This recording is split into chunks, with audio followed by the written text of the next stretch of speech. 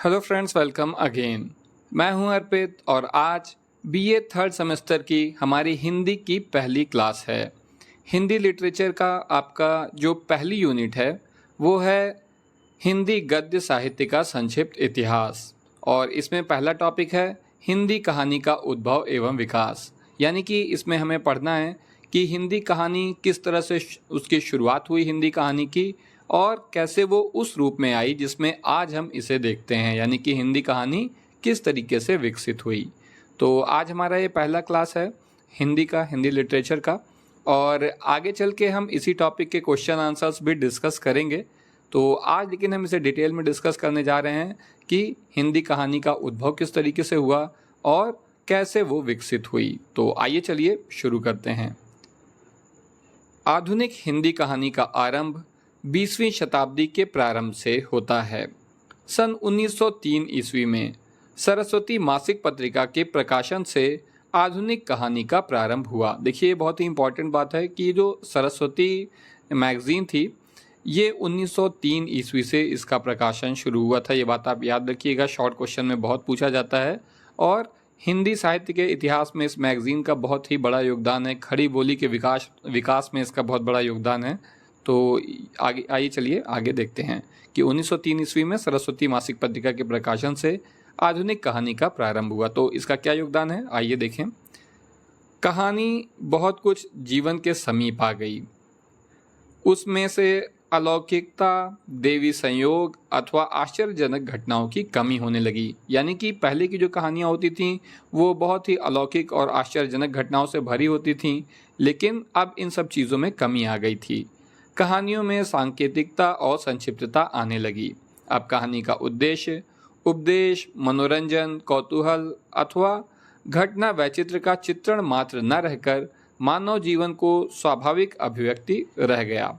यानी कि अब मानव जीवन जैसा है वैसा दिखाया जाने लगा और बहुत ही आश्चर्यजनक चीज़ें अब कहानी में नहीं होती थीं।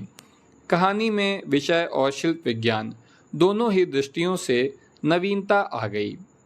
तो हिंदी कहानी का अगर विकास हम देखें तो हिंदी कहानी का विकास निम्नलिखित भागों में विभाजित किया जा सकता है।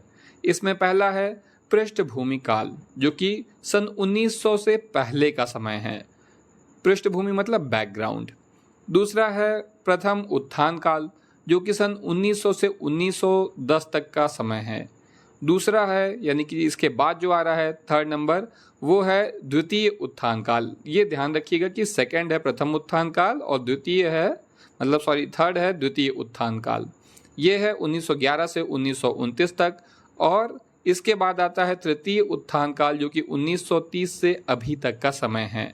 तो इन्हें हम वन बाय वन डिस्कस करेंगे। देखिए, पहला है पृष्ठभूमि काल, यानी कि बैकग्राउंड, हिंदी साहित्य का विकास और उसका जो उद्भव हुआ तो उसके बैकग्राउंड के बारे में यहाँ पर ये समय था, और ये 1900 से पहले का समय है। तो आइए देखते हैं। इस काल की कहानियों का महत्व इसलिए है कि इन्होंने पाठकों में कहानी पढ़ने की रुचि जागृत की। देवकीनंदन खत्री की जासूसी कथाओं को पढ़ने के लिए बहुत से लोगों ने हिंदी सीखी। उनकी चंद्रकांता संतति अपनी अद्भुत कल्पना शक्ति और कला विन्यास के कारण आज भी पाठकों को आकर्षित करती है। इसी समय किशोरी लाल गोस्वामी ने नई कहानियाँ लिखीं। आचार्य रामचंद्र शुक्ल इन्हीं को हिंदी का प्रथम कहानीकार मानते हैं। तो अगर आपसे कोई पूछे कि आचार्य रामचंद्र शुक्ल किसे जो है हिंदी का प्रथम कहानीकार मानते हैं, तो इसका जवाब है किशोरी लाल गोस्वामी। इसके अलावा जो चंद्रकांता संतति है, इसी कहानी पर बेस्ड एक दूरदर्शन पे बहुत पहले हम लोग छोटे थे तो एक सीरियल आता था चंद्रकांता, जो कि बहुत ही पॉपुलर सीरियल था। आप लोगों ने नहीं देखा होगा इसको। तो ये दोनों ही बहुत इम्पॉर्टेंट जो है बुक्स हैं। अब आइए आगे देखते हैं। आचार्य रामचंद्र शुक्ल इन्हीं को हिंदी का प्रथम कहानीकार मानते थे, यानी कि किशोरी लाल गोस्वामी को।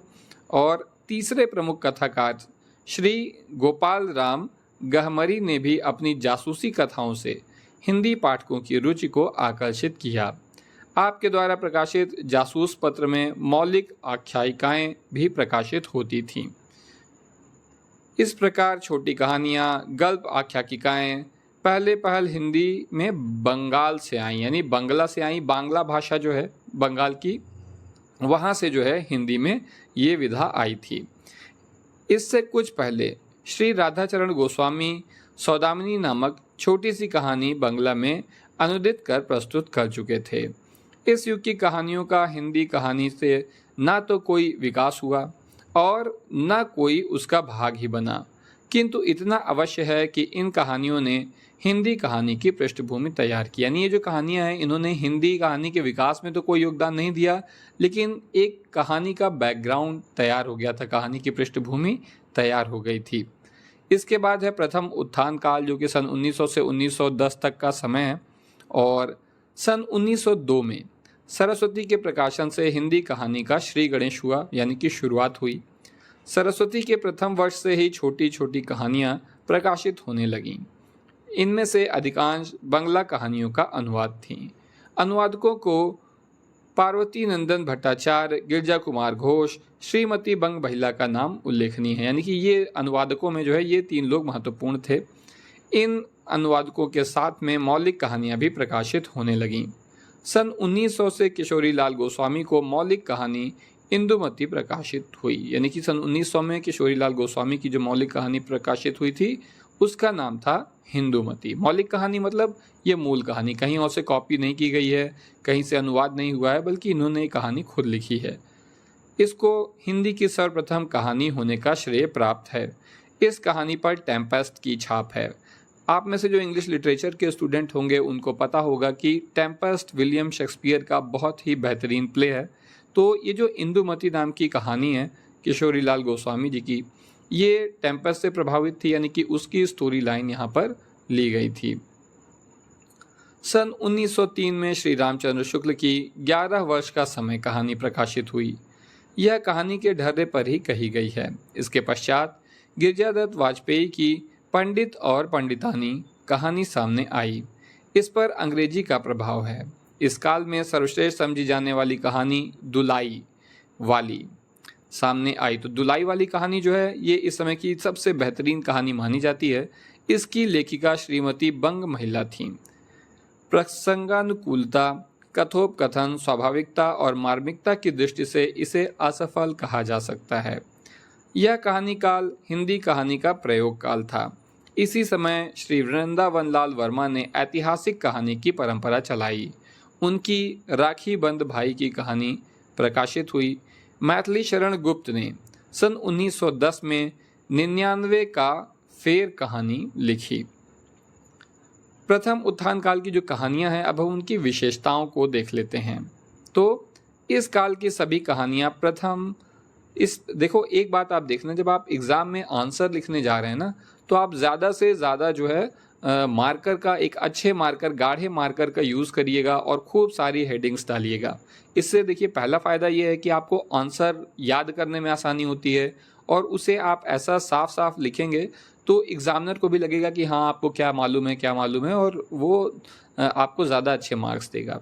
तो हमेशा एक गाढ़ा मार्कर यूज़ करिए, डार्क कलर का मार्कर यूज़ करिए और ज़्यादा से ज़्यादा हेडिंग्स डालिए, पॉइंट वाइज आंसर लिखिए। तो आइए देखते हैं कि क्या है हमारी ये हेडिंग, प्रथम उत्थान काल की कहानियों की विशेषताएं। तो इसमें पहली विशेषता क्या है, इस काल की सभी कहानियां कथानक प्रधान है। कथानक मतलब स्टोरी लाइन, तो जो इसकी कहानी है वो ही प्रधान है, यानी कि कैरेक्टर या उनको बहुत गहराई नहीं दी जाती थी, बल्कि कथानक पर ही ज़्यादा प्रमुखता होती थी। कथानक में इतिवृत्तात्मकता, दैवी संयोग, आकस्मिकता तथा आश्चर्यजनक तत्व अधिक मिलते हैं। चरित्र चित्रण और चरित्र विकास गौण है, जैसा कि मैंने अभी आपको बताया भी कि स्टोरी लाइन पर ही ज़्यादा ध्यान दिया जाता था, चरित्र चित्रण और चरित्र के विकास पर ज़्यादा ध्यान नहीं देते थे। अधिकांश कहानियाँ संस्कृत नाटकों, शेक्सपियर के नाटकों और बांग्ला नाटकों से प्रभावित हैं। इसके बाद आता है द्वितीय उत्थान काल, जो कि 1911 से 1929 तक का समय है। कहानी के द्वितीय उत्थान काल का प्रारंभ इंदु पत्रिका के प्रकाशन से होता है। इसमें प्रसाद जी की सबसे पहली कहानी ग्राम सन 1911 में प्रकाशित हुई। 4 कहानियां और निकलीं, जिनका संग्रह छाया नाम से सन 1912 में प्रकाशित हुआ।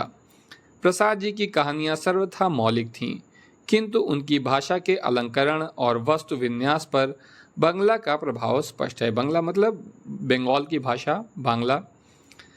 इस काल में हिंदी के अनेक प्रमुख कहानीकार हुए। 1911 में जेपी श्रीवास्तव ने हास्य रस की कहानियां लिखीं।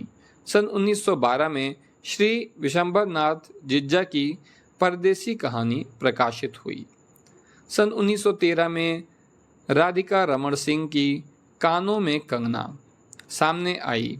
इसी वर्ष कौशिक जी की रक्षाबंधन कहानी आई। सन 1914 में चतुर्सेन शास्त्री की गृहलक्ष्मी और सन 1915 में गुलेरी जी की प्रसिद्ध कहानी उसने कहा था तथा सन 1916 में प्रेमचंद की पंच परमेश्वर कहानी प्रकाशित हुई। तो देखिए, इसमें से ये गृहलक्ष्मी, उसने कहा था और पंच परमेश्वर, ये तीनों ही बहुत ही महत्वपूर्ण कहानियां हैं हिंदी साहित्य की। तो इनके राइटर को आप याद रखिएगा, खास तौर से उसने कहा था जिसे गुलेरी जी ने लिखा था।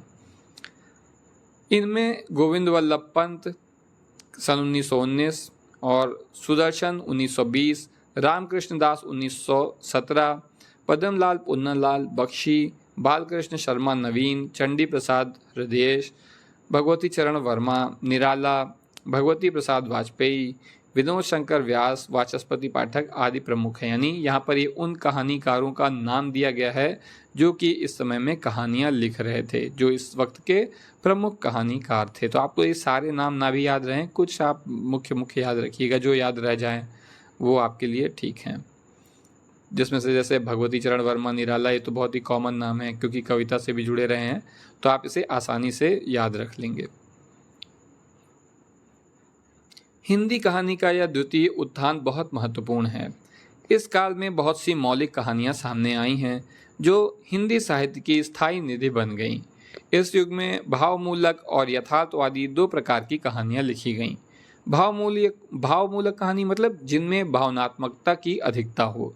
तो भावमूलक कहानियों में इसके जनक थे कौन? प्रसाद जी। उनके कथोपकथन कवित्वमय और हृदय को चुभने वाले हैं। यानी जिस तरीके से कहानियां हैं तो ये आपके दिल को जो है छू जाती हैं। उनमें प्राचीन समय की संस्कृति और वातावरण का सफल चित्रण हुआ है। प्रसाद जी की कहानियों का शिल्प विधान सर्वथा मौलिक है। उनका प्रारंभ इतना मनोवैज्ञानिक तथा नाटकीय होता है कि पाठक को वे स्वतः ही आकर्षित कर लेती हैं। उनका अंत भी इतना प्रभावशाली और अप्रत्याशित होता है कि पाठक का मन झकझोर उठता है और वह एक समस्या पुनः सुलझाने लगता है। प्रसाद जी की कहानियों ने हिंदी को एक नई दिशा प्रदान की और इस प्रकार की कहानियों की एक नवीन धारा ही प्रवाहित हो चली, जिसके कहानीकारों में रामकृष्ण दास, वाचस्पति पाठक आदि प्रमुख हैं। तो इस समय के जो बहुत ही महत्वपूर्ण राइटर थे प्रसाद जी, और उनके बहुत से फॉलोअर हुए, उनकी धारा में लिखने वाले लोग हुए, तो एक नई तरीके की कहानियाँ लिखी जाने लगीं। हिंदी कहानी के द्वितीय उत्थान की क्या विशेषताएं हैं, आइए देखते हैं। तो इसमें पहला है कि जो प्रेमचंद्र की कहानी कला का अनेक कहानीकारों ने अनुसरण किया। जैसा भी मैंने आपको बताया कि प्रसाद जी की कहानी कला का अनुसरण किया। इस समय के दो प्रमुख कहानीकार थे प्रेमचंद और प्रसाद जी, तो इसमें से इन दोनों को ही फॉलो किया गया था आगे चल के। तो यहाँ पर बात हो रही है प्रेमचंद जी की। तो प्रेमचंद की कहानी कला का अनेक कहानीकारों ने अनुसरण किया। इनमें सुदर्शन, विशंबर नाथ शर्मा, कौशिक, ज्वाला दत्त शर्मा आदि प्रमुख हैं। इस युग की सर्वश्रेष्ठ कहानी उसने कहा था है। देखो, मैंने आपको बोला भी था ना कि इसको ध्यान रखिएगा। तो इस समय की सर्वश्रेष्ठ कहानी मानी जाती है उसने कहा था, जो सन 1915 में प्रकाशित हुई। प्रसाद जी की कहानियों ने कहानी को एक नई दिशा दी। उनकी कहानियों में वैयक्तिकता अधिक है।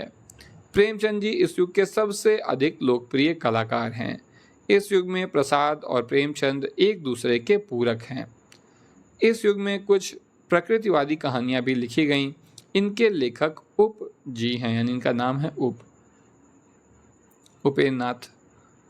इस युग की कहानियों में कथानक के साथ चरित्र के विकास का विशेष ध्यान दिया गया।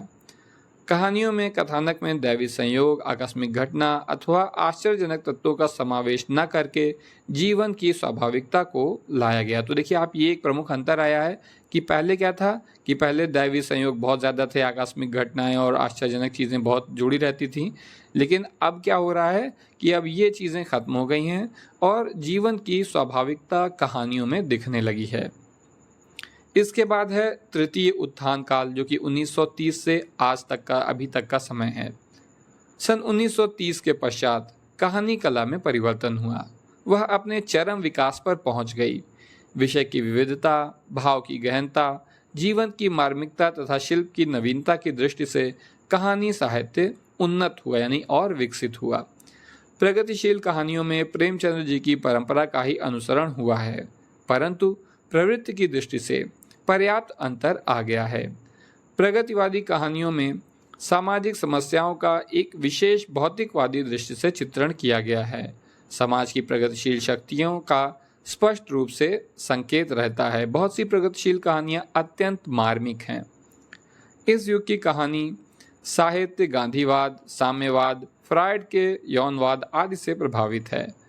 इन नई कहानियों में जहां बुद्धि का अतिरेक है, वहां व्यक्ति को लेकर विद्रोह, विस्फोट और चिंतन की प्रवृत्ति भी मिलती है। आज का कहानीकार बाह्य जीवन से हटकर अंतर्गत और अवचेतन की ओर मुड़ गया है। अगर जैसे लिटरेचर के स्टूडेंट हैं तो वो क्या समझ सकते हैं, जो इंटरनल मोनोलॉग है यानी अपने भीतर अपने मन में ही बात करना, ये काफ़ी ज़्यादा बढ़ गया है। तो आपका कहानी बाहर के जीवन से काफ़ी दूर हो गया है, उससे हटकर अवचेतन और अपने ही मन से ज़्यादा जुड़ गया है, उसकी ओर मुड़ गया है। आज की नई कहानियाँ बुद्धिधर्मी, सिद्धांत मस्त और प्रयोगवादी हैं। उनमें जीवन की गहराई और व्यापकता की कुछ कमी है। इतने पर भी असंख्य नवीन संभावनाओं के जन्म के कारण कहानी का भविष्य उज्जवल दिखाई दे रहा है। नए कहानीकारों में अज्ञेय, जैनेन्द्र कुमार, सिया राम शरण गुप्त, इलाचंद्र, यशपाल, पहाड़ी उपेन्द्र नाथ अश्क, धर्मवीर भारती, अमृतलाल नागर, कमलेश्वर रेणु, हरिशंकर परसाई, विष्णु प्रभाकर, रमेश बख्शी, राजेंद्र यादव, निर्मल वर्मा, ज्ञान रंजन आदि प्रमुख हैं। इसमें से बहुत ही अच्छे अच्छे राइटर हैं ये लोग, जिसमें से निर्मल वर्मा मेरे फेवरेट हैं। इनकी एक बहुत ही अच्छी नावल है एक चिथड़ा सुख, आपको कभी मौका मिले तो ज़रूर पढ़िएगा। बल्कि उससे भी अच्छी है धर्मवीर भारती की गुनाहों का देवता। ये तो लिटरेचर के हर एक स्टूडेंट को पढ़नी चाहिए। अगर आप लोग एक हो सके तो आप ये नावल ज़रूर पढ़िएगा, धर्मवीर भारती की गुनाहों का देवता। और ये मेरी गारंटी है कि आप लोग बहुत रोना धोना करेंगे इसे पढ़ने के बाद। कुछ लोग तो मतलब पढ़िए तभी पता चलेगा, ऐसे बताने का कोई फ़ायदा नहीं है। तो आइए चलिए आगे देखते हैं।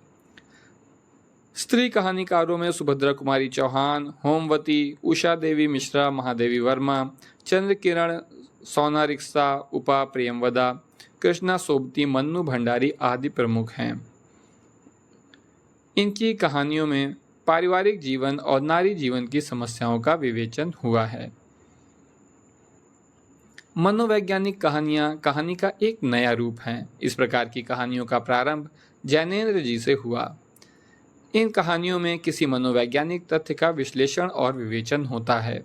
जैनेन्द्र जी का कहानियों में मानव मन के रहस्यों, उनके मन की विविध प्रक्रियाओं का मार्मिक चित्रण मिलता है। जैनेन्द्र की ये कहानियाँ हिंदी के कहानी साहित्य का गौरव बढ़ाने वाली हैं। अज्ञेय जी दूसरे मनोवैज्ञानिक कहानीकार हैं। इलाचंद्र जोशी भी इसी क्षेत्र में आते हैं। मनोवैज्ञानिक कहानियाँ ऐतिहासिक कहानियों से पहले आती हैं।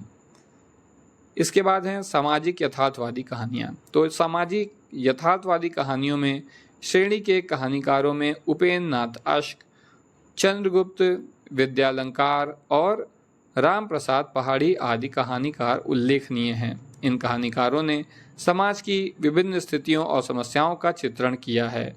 श्री जी.पी. श्रीवास्तव द्वारा चलाई गई हास्य रस की कहानियों की परंपरा में अन्य उल्लेखनीय कहानीकारों के नाम हैं वेदक, बनारसी, हरिशंकर शर्मा, कृष्ण प्रसाद गौड़, अजीम बेग चुगतई, अन्नपूर्णानंद, बरसाने लाल चतुर्वेदी, रघुकुल तिलक आदि। स्वतंत्रता प्राप्ति के पश्चात हिंदी के नए कहानीकारों के साथ नई असचेतन आदि विशेषताएं लगाई गई हैं। तो देखिए, असल में इसका कहने का मतलब ये है कि स्वतंत्रता मिलने के बाद जो हिंदी की कहानी थी, तो अब जो नए कहानीकार आ रहे थे उन लोग असचेतन, एक है सचेतन यानी कि जो आप चेतन मन से जो करें, और असचेतन मतलब चेतन मन से जो ना जुड़ी हो। तो इनमें क्या इस तरीके की कहानी में कौन लोग लिख रहे थे? राजेंद्र यादव, मोहन राकेश, कमलेश्वर, रघुवीर सहाय, निर्मल वर्मा, रमेश बख्शी, नरेश मेहता की गणना नए कहानीकारों में की जाती है। तो भीष्म साहनी बहुत महत्वपूर्ण कहानीकार हैं। अमरकांत, डॉक्टर महीप सिंह, मनोहर चौहान, सुखवीर, कुलभूषण और वेद राही आदि कहानीकार स्वयं को सचेतन कहानीकार कहलाना पसंद करते हैं। तो दो तरह के कहानीकार थे, एक असचेतन और एक सचेतन। तो बाद में जिन लोग के नाम दिए हैं ये खुद को असचेतन कहानीकार कहलाना पसंद करते थे। कुछ नए कहानीकार अपनी कहानियों में अकहानी की संज्ञा देते थे, यानी वो कहते थे कि हमारी कहानी जो है वो अकहानी है, और ऐसा करके वो प्रसिद्ध होना चाहते थे। देखिए, आपको इतने सारे कहानीकारों और इनको पढ़ने की ज़रूरत नहीं है, इतना ज़्यादा आपको याद करने की ज़रूरत नहीं है। ये केवल आपकी जानकारी के लिए मैं आपको ये हिस्सा बता दे रहा हूँ। अदरवाइज़ आप ये जो 4 भागों में बांटा गया है उसमें इतना कर लेंगे कि कौन कौन है, तो इतना ही पर्याप्त है। और ये लास्ट का जो हिस्सा है, ये जो स्लाइड आपके सामने है, ये भी बहुत इंपॉर्टेंट है कि कुछ अन्य कहानीकार जो इस अखाड़ेबाजी से मुक्त है, यानी कि अगर आप अभी आगे चल के पढ़ेंगे तो मैं आपको बताता भी जाऊंगा कि कितनी ज़्यादा पॉलिटिक्स है हिंदी लिटरेचर में, हिंदी राइटर्स में, और कितनी ज़्यादा गुटबंदी है, ये अभी आपको अपना ये कोर्स कंप्लीट होते होते तक पता चल जाएगा। ये लोग जो है बहुत ही ज़्यादा खेमों में बटे हुए हैं, और जैसे ही खेमेबंदी आप देखते हैं हमारी पॉलिटिक्स में, उससे कहीं ज़्यादा हिंदी लिटरेचर में है।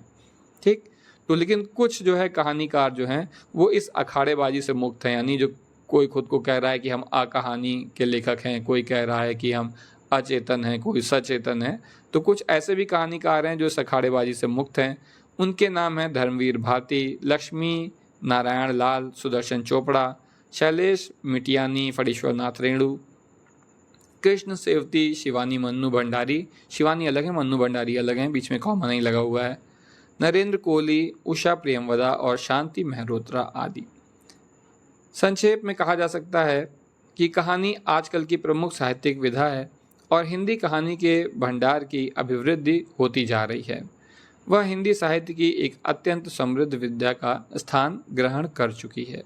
तो दोस्तों, ये थी हिंदी कहानी, कैसे जो है इसका जन्म हुआ और कैसे इसका विकास हुआ, ये आज हम लोगों ने डिस्कस किया।